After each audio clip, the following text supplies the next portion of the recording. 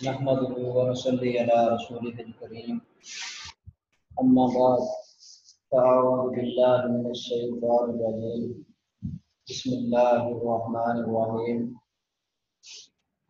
قال الله تعالى في القرآن المجيد والفرقان الحميد وأنزلنا إليك الذكر لتبين للناس ما نزل إليهم ولعلهم يتفكرون۔ سورۃ النحل آیت نمبر 44۔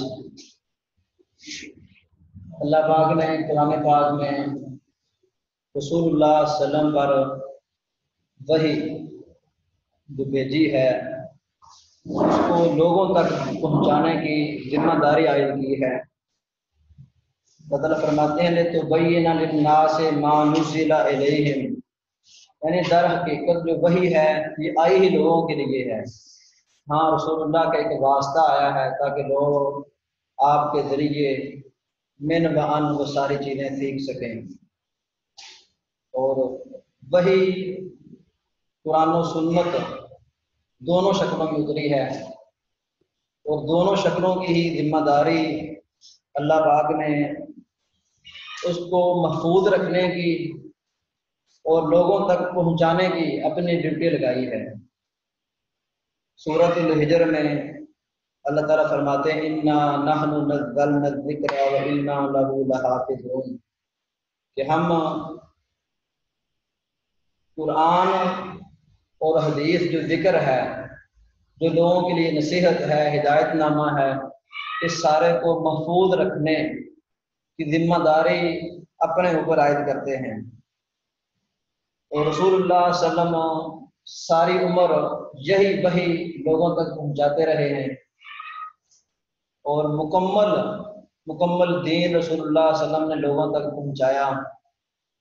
اس کی ایک دلیل حافظ ابن ابی عاصم کی کتاب السنہ، اس میں 49 نمبر یہ روایت ہے کہ رسول اللہ صلی اللہ علیہ وسلم خود فرماتے ہیں لَقَدْ تَرَكْتُكُمْ عَلَى مِثْلِ الْبَيْضَاءِ لَيْلُهَا كَنَهَارِهَا لَا يَزِيغُ بَعْدِي مِنْهَا إِلَّا هَالِكٌ، کہ میں جو شریعت چھوڑے جا رہا ہوں وہ اس قدر مکمل سفید اور پوری ہے کہ اس میں دن اور رات برابر ہے،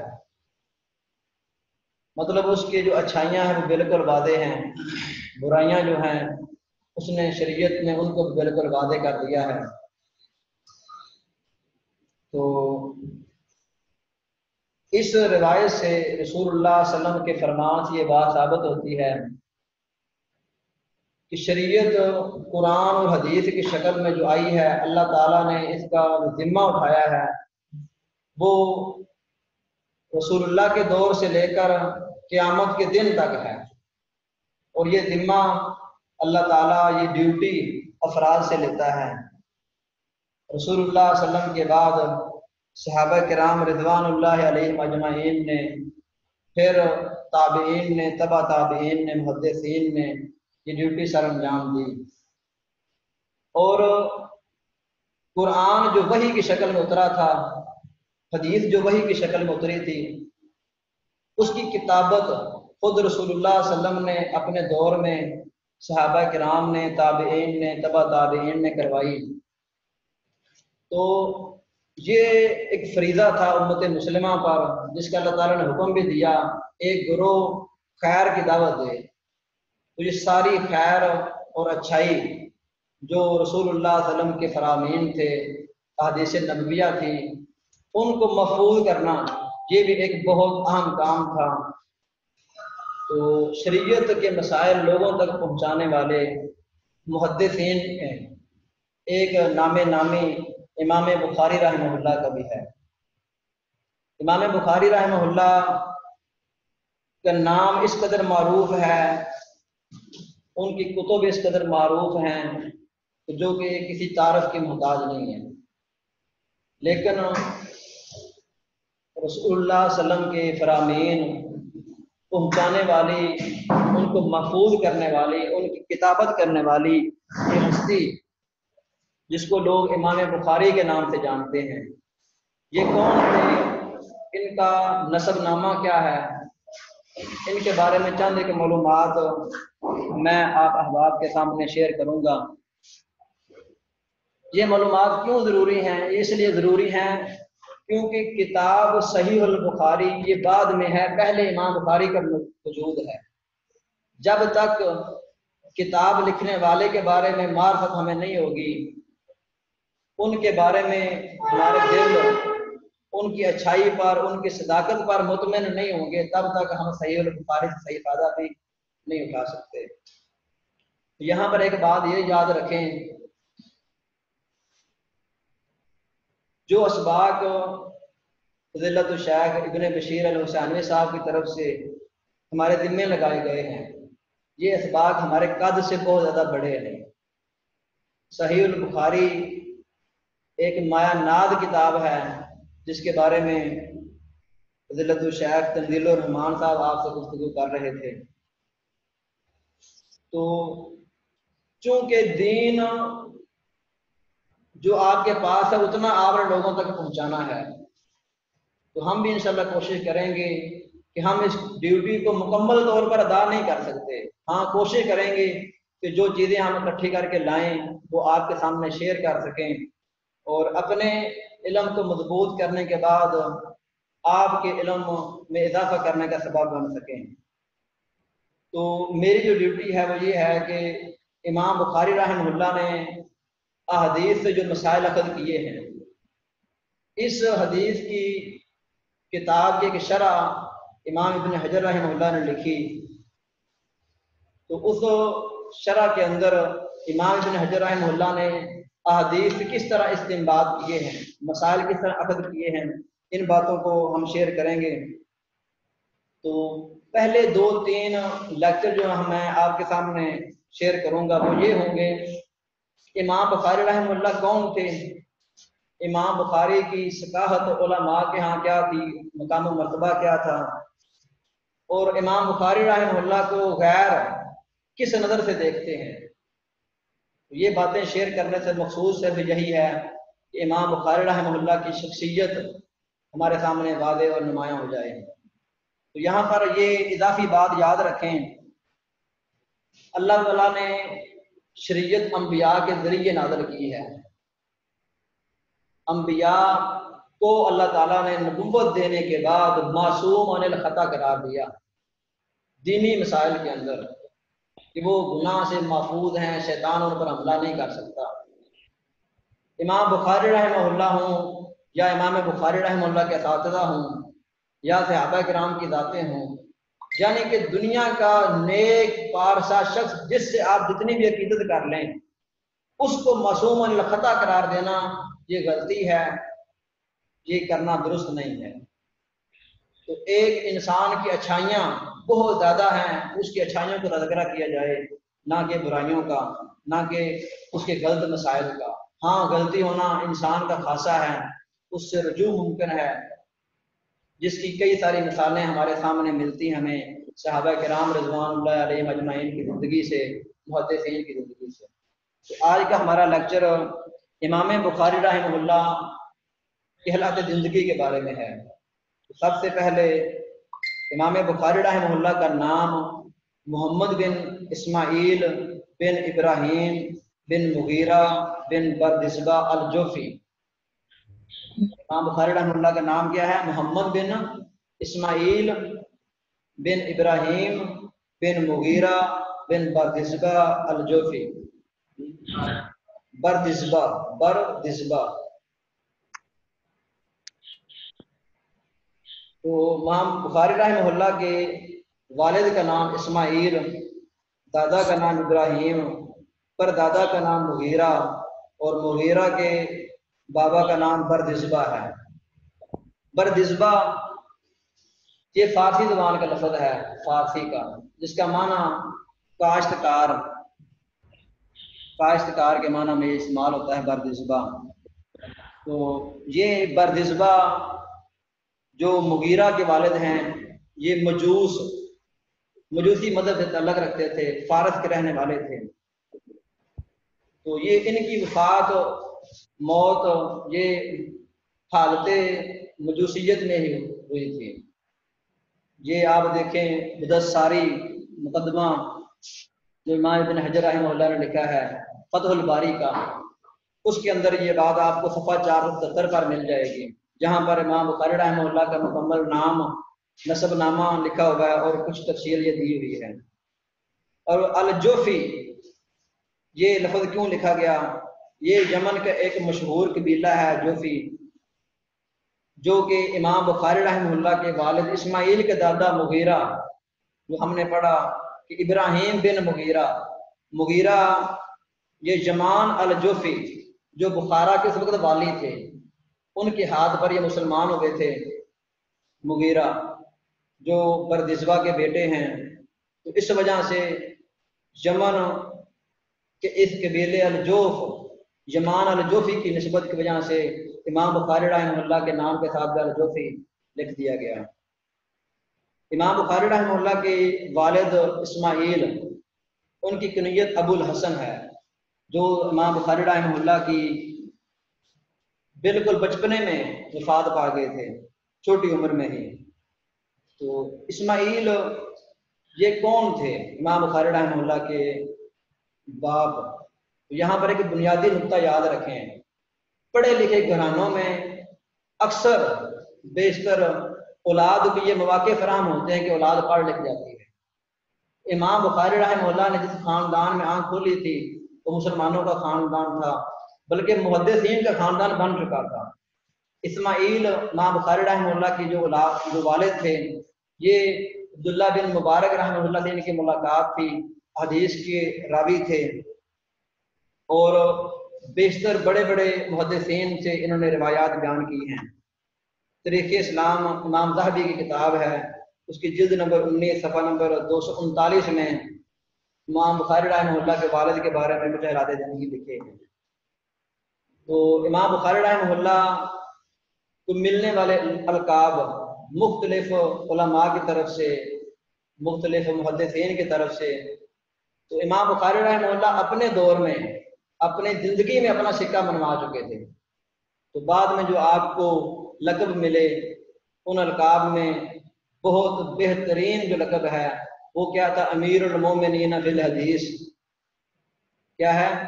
مومنوں کا حدیث میں جو امیر ہے وہ کیا ہے؟ وہ ہیں امام محمد بن اسماعیل بن ابراہیم بن مغیرہ بن بردزبہ الجوفی۔ یہاں پر ایک نقطہ یہ بھی یاد رکھیں، انسان کی اچھائیاں جو انسان دین کی خاطر کرتا ہے وہ اس قدر عمدہ ہیں، اس قدر عمدہ ہیں کہ وہ تذکرہ خیر بن جاتا ہے انسان کی پوری نسل کے لیے۔ اب یاد رکھیں، ہم نے امام بخاری رحمہ اللہ کے والد کا نام لیا اسماعیل، ان کے باپ کا نام ابراہیم لیا، مغیرہ لیا، بردزبہ لیا، تو تذکرہ خیر اینڈ تک پہنچ گیا، یہاں تک کہ اہل فارس کے لیے خیر کا سبب امام بخاری بنے، پھر امام بخاری جوف قبیلے کے لیے خیر کا سبب بنے، بخارا شہر کے لیے خیر کا سبب بنے، اور یہاں تک کہ اپنے دور میں امام بخاری رحمہ اللہ کل امت کے لیے خیر کا سبب بنے، اور اس قدر خیر عام ہوئی کہ آج امام بخاری رحمہ اللہ کا نام لینا لوگ اپنے لیے باعث فخر سمجھتے ہیں۔ امام بخاری رحمہ اللہ 13 شوال 194 ہجری کو بخارا شہر میں پیدا ہوئے۔ 13 شوال 194 ہجری کو جمعہ کا دن تھا۔ یہ امام بخاری رحمہ اللہ کی ولادت کی یہ ساری ڈیٹیل آپ کو تاریخ بغداد، سیر و اعلام النبلاء اور ما تمسو الیہ حاجت القاری امام نووی کی کتاب ہے، جس کا تذکرہ ہم بعد میں بھی کریں گے، ما تمسو الیہ حاجت القاری، اس کے اندر یہ آپ کو باتیں ساری مل جائیں گی۔ امام بخاری رحمہ اللہ کب پیدا ہوئے؟ امام بخاری رحمہ اللہ بخارا شہر یہ خراسان کا شہر تھا، مشہور شہر خراسان کا، لیکن بعد میں جو اسلامی جمہوریات سسٹم بنا، دولت اسلامیہ ٹوٹی، تو اس کے بعد ازبکستان اب جو موجودہ ہے اس کا بخارا ایک مشہور شہر ہے، جہاں پر امام بخاری رحمہ اللہ نے جنم لیا تھا۔ امام بخاری رحمہ اللہ بچپن سے ہی یعنی کہ بالکل کم عمری سے ہی طلب حدیث کے لیے نکل پڑے تھے. اور امام بخاری رحمہ اللہ اپنے بیان دیتے ہیں کہ امام بخاری رحمہ اللہ ابھی 10 سال کی عمر میں تھے کہ اپنے اس شہر کے اندر موجود محدثین مثلا داخلی ہیں اور دیگر محدثین کے پاس جایا کرتے تھے حدیث حفظ کرنے کے لیے. تو امام بخاری رحمہ اللہ کو اللہ تعالیٰ نے یعنی کہ بنیادی طور پر شروع سے ہی چن لیا تھا. اس کی ایک مثال کیا ہے؟ امام بخاری رحمہ اللہ ایک دن اپنے استاد امام داخلی کے مجلس میں بیٹھے تھے. انہوں نے ایک سند پڑھی سفیان عن ابی زبیر عن ابراہیم. اس کا یہ سند جب استاد نے پڑھی سفیان عن ابی زبیر عن ابراہیم، تو امام بخاری رحمہ اللہ کی عمر 10 سال ہے. کتنی ہے؟ 10 سال کی عمر میں امام بخاری رحمہ اللہ نے ان کو کیا کہا؟ استاد محترم یہاں ابو زبیر کوئی روایت ابراہیم سے بیان نہیں کرتا، کوئی روایت ابو زبیر ابراہیم سے تو بیان ہی نہیں کرتا. استاد نے امام بخاری رحمہ اللہ کو ڈانٹا. امام بخاری رحمہ اللہ کے اصرار پر امام بخاری رحمہ اللہ نے کہا کہ استاد محترم آپ اپنا اصلی نسخہ لائیں. تو وہ اندر گئے، اپنا اصلی نسخہ دیکھا تو وہاں پر ابو زبیر کا تذکرہ نہیں تھا. پھر امام بخاری رحمہ اللہ نے کہا کہ یہ ابو زبیر نے خالی زبیر ہے. یہ کیا ہے؟ خالی زبیر ہے جو ابن عدی ہے. یعنی کہ امام بخاری رحمہ اللہ کی قوت حافظہ اور بچپن سے حدیث کا علم سیکھنے کی طرف یہ توجہ تھی. اور امام بخاری رحمہ اللہ خود اپنے بارے میں کہتے ہیں کہ میری عمر 16 سال تھی جب میں نے عبداللہ بن مبارک رحمہ اللہ امام وکیع کی تمام کتب کیا کر لی تھی؟ زبانیں یاد کر لی. 16 سال کی عمر میں امام بخاری نے عبداللہ بن مبارک رحمہ اللہ کی کتب اور امام وکیع کی کتب و زبانیں یاد کر لی تھی. تو یہ کتب یاد کرنے کے بعد امام بخاری رحمہ اللہ کے بھائی کو امام بخاری رحمہ اللہ کی والدہ امام بخاری رحمہ اللہ کو لے کر حج کے لیے روانہ ہوئے.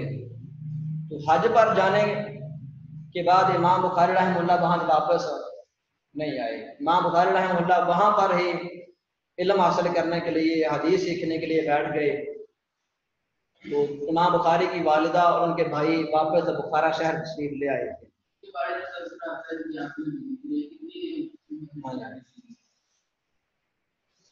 6 سال امام بخاری رحمہ اللہ حجاز میں رہے ہیں. کتنے سال؟ 6 سال مکہ میں، مدینہ میں وغیرہ وغیرہ آگے پیچھے رہے ہیں امام بخاری.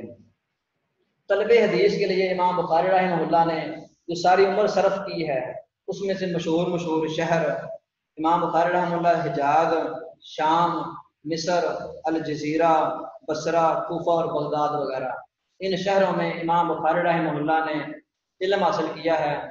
اور احادیث کے فن کے اندر، جرح تعدیل کے فن کے اندر، فقہ و حدیث کے فن کے اندر امام بخاری رحمہ اللہ کی مثال ملنا مشکل ہے. تو امام بخاری رحمہ اللہ کے جو شیوخ ہیں، امام نووی رحمہ اللہ اپنی کتاب ما تمسو الیہ حاجت القاری صفحہ 36 پر یہ بیان دیتے ہیں کہ امام بخاری رحمہ اللہ نے تقریباً 1000 شیوخ سے علم حدیث حاصل کیا تھا. کتنے؟ 1000 شیوخ سے علم حاصل کیا تھا. اور دوسری جگہ پر لکھتے ہیں کہ وہ اساتذہ جن سے امام بخاری رحمہ اللہ نے علم حاصل کیا ان کا اندازہ لگانا مشکل ہے. جن میں سے مشہور امام بخاری رحمہ اللہ کے اساتذہ امام احمد بن حنبل رحمہ اللہ ہیں، محمد بن بشار ہیں، اسحاق بن راہویہ ہیں، علی بن مدینی ہیں، یحییٰ بن معین اور قتیبہ بن سعید وغیرہ ہیں. یعنی کہ امام بخاری رحمہ اللہ کے لیے 2 خیریں ایک ہی وقت میں جمع ہو گئی. پہلی خیر کیا تھی کہ ابھی امام بخاری رحمہ اللہ بلوغت کی عمر یعنی 16 سال کی عمر میں امام بخاری رحمہ اللہ جا رہے حج پہ. تو حج حجاز کے علاقے کا نصیب ہونا اور پھر بڑے بڑے اساتذہ کے اس وقت موجود ہونا، یہ امام بخاری رحمہ اللہ کے لیے خیر کا سبب بنا. اور امام بخاری نے اپنے ان اساتذہ کا حق واقعتاً ادا کر دیا. آج لوگ محدثین کا نام لیتے ہیں تو بڑے فخر سے ان کے شاگرد امام محمد بن اسماعیل البخاری کا نام لیتے ہیں. امام بخاری رحمہ اللہ نے لکھنے کا سسٹم، تحریر، تالیف، تصنیف کرنا کب شروع کی؟ امام بخاری رحمہ اللہ اپنے بارے میں خود کہتے ہیں، تاریخ بغداد جلد نمبر 2 صفحہ 7 میں یہ بات موجود ہے کہ میری عمر ابھی 18 سال تھی جب میں نے پہلی کتاب اپنی قضائے الصحابہ والتابعین واکابرہم یہ تحریر کی تھی۔ یہ کتاب امام بخاری نے 18 سال کی عمر میں لکھنا شروع کر دی، اور پھر اس کتاب کے بعد امام بخاری رحمہ اللہ نے التاریخ الکبیر کتاب ترتیب دی۔ پھر امام بخاری رحمہ اللہ کا یہ سلسلہ چلتا گیا، جو آخر میں ہم امام بخاری رحمہ اللہ کی تصنیفات میں جن باتوں کو ذکر کریں گے۔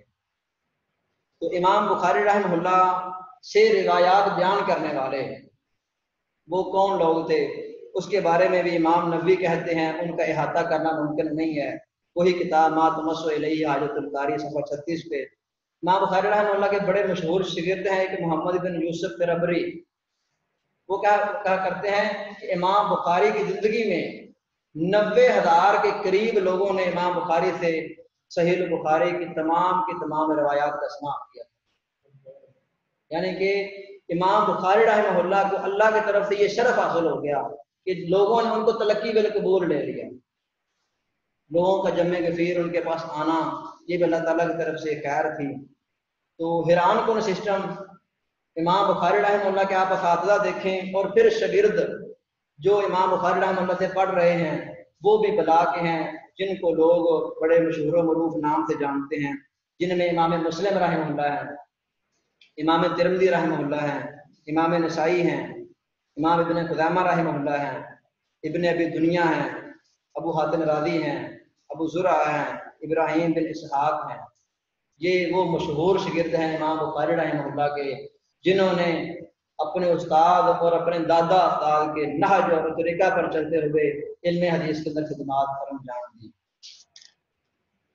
امام بخاری رحمہ اللہ کے بارے میں ایک بات ذہن میں یہ آتی ہے کہ انہوں نے ساری عمر اپنی طلب حدیث کے لیے لگا دی، حدیث کتابیں لکھی جا رہی ہیں، پڑھایا جا رہا ہے، تو ان کا ذریعہ معاش وغیرہ کیا تھا؟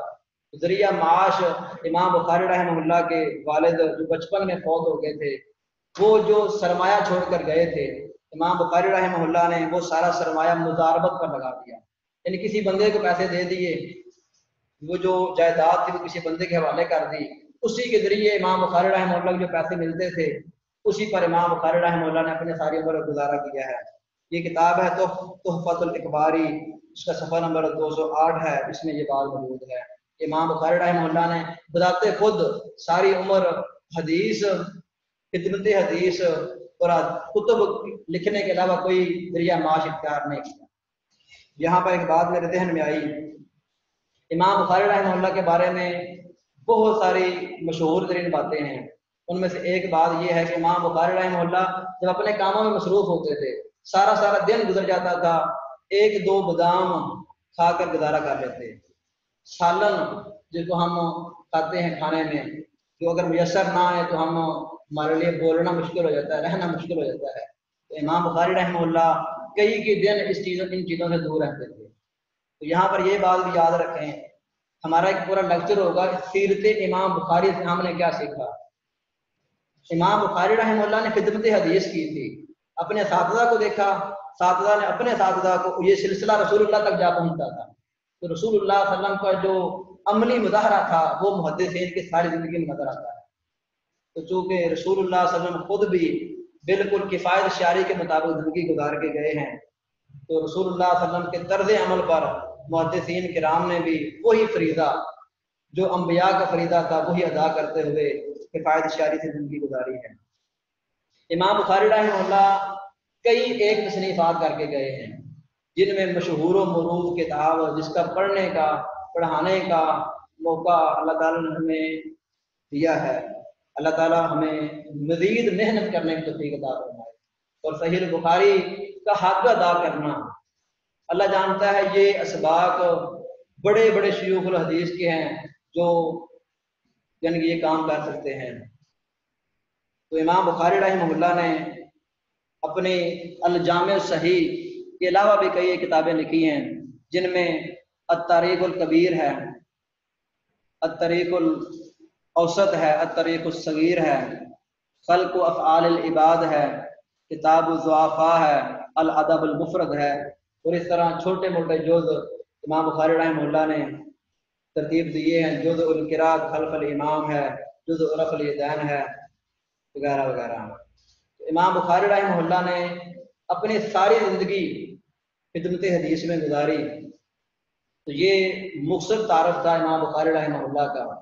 تو یہاں پر یہ سورج جو اللہ تعالیٰ نے طلوع کیا امت کی خیر کے لیے، امت کی اچھائی کے لیے، بھلائی کے لیے، یہ سورج 256 ہجری کو عید الفطر کی رات غروب ہوا۔ امام بخاری رحمہ اللہ نے کل 13 دن کم 62 سال عمر پائی تھی، 13 دن کم 62 سال عمر، یعنی بچپن سے لے کر 10 سال کی عمر سے لے کر امام بخاری رحمہ اللہ 62 سال تک خدمت حدیث میں لگے رہے، حدیث کو ترویج دینے میں لگے رہے۔